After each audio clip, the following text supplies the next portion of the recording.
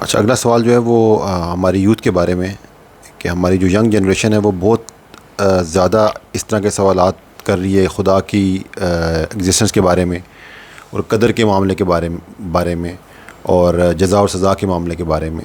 اور یہ ہم دیکھ رہے ہیں کہ یہ ایک طوفان ہے جو کہ ہماری یوتھ کے اندر برپا ہے. پہلے تو ہم اکا دکا کوئی اس طرح کا کیس دیکھتے تھے، لیکن اب پوری کی پوری آرگنائزیشن بن چکی ہیں، ایسوسیشن بن چکی ہیں. پاکستان ایتھیسٹ ایسوسیشن میرے خیال میں اس کی 1 ملین کے قریب کچھ فالوورز ہیں. تو اس دروازہ کیوں کھلا ان سوالوں کا، اور ایسی ہم سے کیا غلطی ہوئی ہے کہ ہماری جنریشن یہ سوال کر رہی ہے؟ ان کا سوال کرنا غلط بھی نہیں ہے، ہم ان سوالوں کے جواب کیسے دیں، اور ایسا ہم نے کیا غلط کیا جس کی وجہ سے ان کے اندر یہ سوچ پیدا ہو رہی ہے؟ اس کے بارے میں آپ تفصیلاً ذرا بتائیں. اس کا بہت آسان سا جواب ہے کہ یہ سارے سوال جو بچے پوچھ رہے ہیں آج کل وہ فطری سوال ہیں. پہلے بھی بچے یہی سوال پوچھتے تھے، مگر پہلے ماں باپ کو ان کے جواب آتے تھے. اگر علم کا کوئی راہ نہیں، پیسوں کی دوڑ میں لگ گئے سارے، تو ماں باپ جو ہے نا وہ ربی زدنی علما کی بجائے ربی زدنی رزقا بولتے رہتے ہیں ہر وقت. تو بچے جب علم کے سوال کرتے ہیں تو ان کو آتا نہیں، تو بچے پھر یوٹیوب پہ دیکھتے ہیں کہ ہاں یہ والا جواب ادھر سے مل رہا ہے. یہ ماں باپ کا کام ہوتا ہے فلسفہ کلیئر کر کے بتانا کہ کیوں کے آنسر کیا ہیں. نااہلوں کے بچے ہیں وہ جو لوگ اس طرف جا رہے ہیں، لا وہ نااہل ہیں یا لاپرواہ ہیں، پتہ ہی نہیں ان کو کہ بچے کو فلسفے کے اوپر ٹرین کیسے کرنا ہے. میں آپ کو آسان کر کے بتاؤں، اگر ایک پورے علاقے میں کوئی سپرویژن نہ ہو، ایک بچہ چھوڑ دیا جائے کھلا، تو سوال اس کے ذہن میں وہی آتے ہیں جو آج کل کے پاکستانی ایتھیسٹک مائنڈ سیٹ کے بچے کریں. جنون سوال ہیں، وہ بالکل ٹھیک سوال ہیں. جواب نہ ملنے کے اوپر، یا پھر انتہائی نااہل آدمی جو اس وقت مولوی صاحب ہمارا ہے، وہ اس طریقے سے وہ جواب، پہلے تو وہ جواب ڈنڈے پہ لکھ کے دیتا ہے، دوسرا وہ جواب غلط لکھا ہوتا ہے ڈنڈے پہ، وہ سینسیبل جواب ہی نہیں دے رہا. ایک تو ہمارے علماء کرام جو ہے نا وہ کنٹمپریری اسکالرشپ کو کاؤنٹر نہیں کر رہے صحیح طریقے سے مین سٹریم میں آ کے، اور جو انہوں نے چھوڑے ہوئے ہیں مسجدوں میں خطیب کسی بھی فرقے میں، وہ اپنی اینٹیٹی کا سب سے نااہل بندہ ہے. تو جمعہ خطبے میں جب عجیب و غریب قسم کی باتیں سنتے ہیں.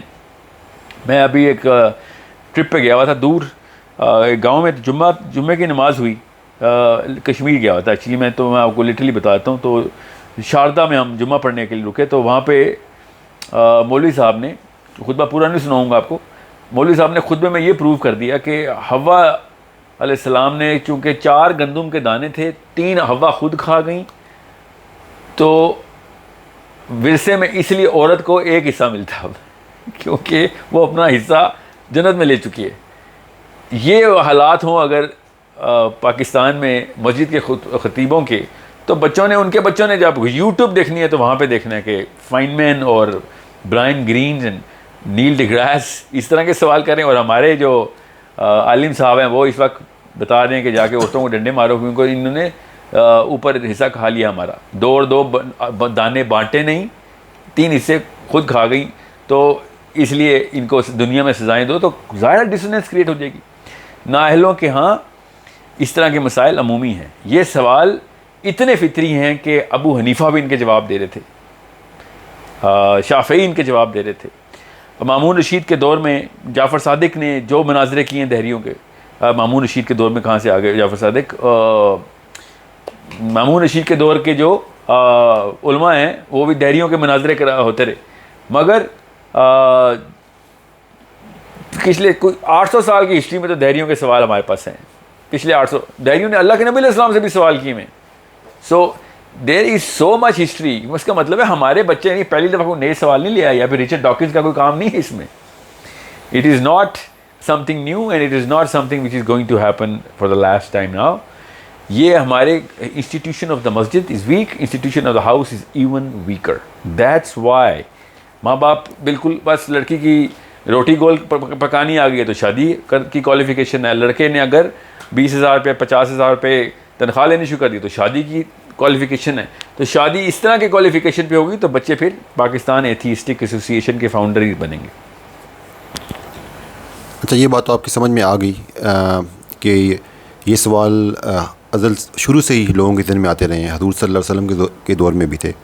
لیکن میرے سوال کا دوسرا ایسا تھا کہ ہم اس کو کیسے روک سکتے ہیں. ایک تو یہ طریقہ کار ہو سکتا ہے کہ ان سوالوں کے لاجیکل، ابراہیم کے دور میں بھی تھے جی. ایک تو یہ طریقہ کار ہو سکتا ہے کہ ہم سب لوگوں کو انٹلیکچولی سیٹسفائی کریں، ٹھیک ہے. لیکن اس میں ایک مسئلہ یہ ہے کہ ایک شخص کے ذہن میں جو کہ سوچنے والے ذہن، ظاہری بات ہے جو سوال کرتے ہیں سوچنے والے ذہن ہوتے ہیں، کوئی عمومی سطح کے اس طرح کے لوگ نہیں ہوتے، سوچتے ہیں تو یہ سوال کرتے ہیں. وہ سوال بھی کرتا ہے لیکن اس کو پھر ایسا پلیٹ فارم بھی مل جاتا ہے جس کے ذریعے وہ ان لوگوں کو جن کے ذہن میں یہ سوال نہیں ہوتے ان کے دماغ میں بھی سوال ڈال دیتا ہے. اب یہ ان کی جو اسٹرینتھ میں اضافہ ہو گیا، ٹھیک ہے، کیونکہ وہ جس طرح کہ آپ نے پتہ ہے ہیرارکی میں جو زیادہ تر لوگ ہوتے ہیں وہ فالو کرتے ہیں. تو اگر آپ دہریت کو پروموٹ کریں گے یا ایتھیزم کو پروموٹ کریں گے تو سوچ گیں گے ہاں سوال تو ٹھیک ہے بھائی، اللہ تعالیٰ نے کیوں بنایا، جزا سزا کیوں ہے، قدر کا معاملہ کیوں ہے. اب وہ پھر ایک قسم کا سوڈو ایتھیس بن جاتا ہے. تو اس کو روکنے کے لیے کیا ہمیں ان سب کو انٹلیکچولی سیٹسفائی کرنا چاہیے، یا میرے ذہن میں جو دوسری بات آتی ہے کہ اللہ تعالیٰ نے دین اسلام کو قائم کرنے کی بات کی ہے، تو جب اگر ایک جگہ پہ ریاست میں اسلام قائم ہوگا تو کم از کم وہاں پر ان لوگوں کو پروپوگیٹ کرنے کی اجازت، ان کو جواب دیں جو سوال کرنے والا ہے، لیکن ان کو دہریت پھیلانے کی اجازت نہ ملے. تو اس کو روکنے کا صحیح طریقہ کیا ہے؟ یا پیرلل میں دونوں کام کرنے ہیں، انٹلیکچوئل سیٹسفیکشن، لاجیکل آرگیومنٹ، قرآن کے ریفرنسز، ٹھیک ہے، دلیل، یا دوسرا کام ساتھ یہ بھی ہونا چاہیے کہ یہ کم از کم پروموٹ تو نہ کر سکے نا اس فالس عقیدے کو، عوام کو بھٹکائیں نہ. بات درست کی آپ نے کہ دین نافذ تو کرنا پڑے گا، یہ معاملہ خود ہی ختم ہو جائے گا دین نافذ ہوتا. مگر ہمارے پاس اینڈ آف ٹائمز کی حدیث موجود ہیں، ہم نے ابھی اگلے کچھ سالوں تک تو کچھ دین نافذ کرنے کا معاملہ نہیں نظر آتا. تو جو رہی بات باقی کا جو ہائرارکیکل میٹرکس ہے وہ پروپیگنڈا یہ پھیلائی یہ رہا ہے، تو ظاہر ہے پھر ہم تک پہنچے گا تو آگے سے کوئی روک تھام کے بھی کوئی وہ نہیں ہے.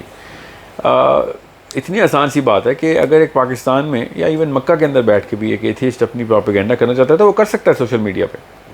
نوبڈی کین اسٹاپ ہم ٹیکنیکلی. پولیٹیکل انفورسمنٹ ہوگی تو وہ کوئی پراکسی لگا کے کسی اور وی پی این کے تھرو، کسی انٹرنیشنل ویب سائٹ کے تھرو یا چینل کے تھرو چلا لے گا اپنا کام. So it is not something that is a mistake we can just pin to somebody in particular. میں صرف ماں اور باپ کے اوپر ہی ہر مسٹیک کو پن اس لیے کرتا ہوں کیونکہ یہ رجحان ہوتا ہے نا، رجحان یہ مومنٹم سے ہوا پکڑتا ہے. وہ مومنٹم گھر میں توڑنا پڑتا ہے. کیسے؟ ہنگر آف انٹلیکچولیزم بچپن سے سیٹسفائی کی جا رہی ہو، وہ والی کانسیپٹس کھول کے بیان کیے جا رہے ہوں جو کہ باہر ایول اپنے طور پہ کھول کے بیان کر رہا ہے. میں نے کئی دفعہ کہا ہے کہ اگر ایک بندے کو اور ایک خاتون کو 30 سال بعد کے دنیا کے پولیٹیکل اور تھیولوجیکل ایشوز کا نہیں پتا تو ابھی شادی کی عمر نہیں ہوئی آپ کی، آپ بچہ نہیں پیدا کریں گے. سوری، اب ہمارے دور میں جتنا بھی ایتھیسٹک معاملہ ہے، جو بھی آگ پکڑی ہے، یہ 50s کی جنریشن کو اس بات میں پتہ ہونا چاہیے تھا کہ آگے جا کے کس لیول پہ معاملہ خراب ہو سکتا ہے. نا وی نو غیب کے علم نہیں جانتے ہیں فیوچر کا، مگر پیٹرن انالیسس تو ہمارا کام ہے. ہم بچوں کی پرورش کرتے کس بیس کے اوپر ہیں؟ اپنے دور کے لیے کرتے ہیں. میرے بیٹے نے میرے دور کا وقت تو نہیں دیکھنا، اس نے اپنے دور کا وقت دیکھنا ہے. میرا کام ہر وقت اگلے دور کے اوپر نگاہ رکھنا ہے. اس کی پریپریشن ابھی سے کر کے دوں. ابھی ایتھیزم کا دور ہے، آگے دیکھتے ہیں کیا آئے گا. ابھی دیکھتے ہیں، open the work shops in side your house and try and draw a lot of patterns کہ میں نے اپنے بچوں کی تربیت میں کیا کیسی چیز ڈالنی ہے جو اس کو آخرت میں نقصان دیں گی، جو کہ دنیا میں پھیلی ہوئی. If we are not prepared to do that, sorry, we are not licensed. We shouldn't be licensed to get married. ہم اپنی تو عاقبت تباہ کر ہی رہے ہیں، بچوں کو تو ہم نے پوری طریقے سے دوزخ میں دھکیل لیا ہوا. So it's the duty of your father and your mother. دوسرا جو پیرالل انسٹیٹیوشن ہے وہ دین کا آپ نے کہا، تو وہ مسجد کا نظام ہے. جمعہ تو پڑھنے جاتا ہی ہے مسجد میں، اگر وہ 5 نمازیں نہیں بھی پڑھتا مسجد میں، اور باقی کی 5 نمازوں کا کوئی فائدہ نہیں ہے ان ٹرمز آف